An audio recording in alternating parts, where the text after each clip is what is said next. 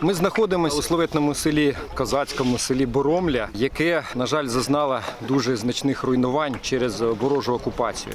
І саме цей об'єкт зазнав ракетного удару, а це об'єкт газової служби. Але завдяки небайдужим людям, таким як сумські добробатівці, які допомагають разом з нашими рятувальниками розбирати завали, ми, звичайно, відбудуємо нашу країну, вона буде ще краще. Надо стране помогать. И меня в военкомат не взяли, тероборону не взяли. Соответственно, я нужен стране. Я не могу сидеть дома, когда ребята защищают страну. Вот мы, допустим, вчера ездили, жителям застекляли стекла, женщине помогли, крышу сделали. Просто если мы не будем друг другу помогать, страна не выстоит. Поэтому я здесь с первого дня и ни одной поездки не пропустил. 66 років працюю ще на Рівних. Да.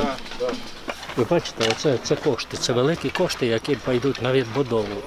І оці люди сьогодні, вони не можуть, можливо, з карману щось достати, але вони оці своїм трудом приносять все це. І люди записуються.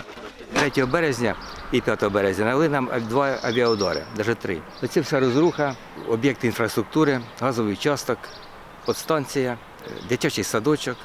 Наше щастя, що дома залишилися цілі багатоетажні. Майже 140 домів частних розбито. За період окупації вони ранили 7 чоловік з нашої громади, 4 вбили, причому 2 закатували.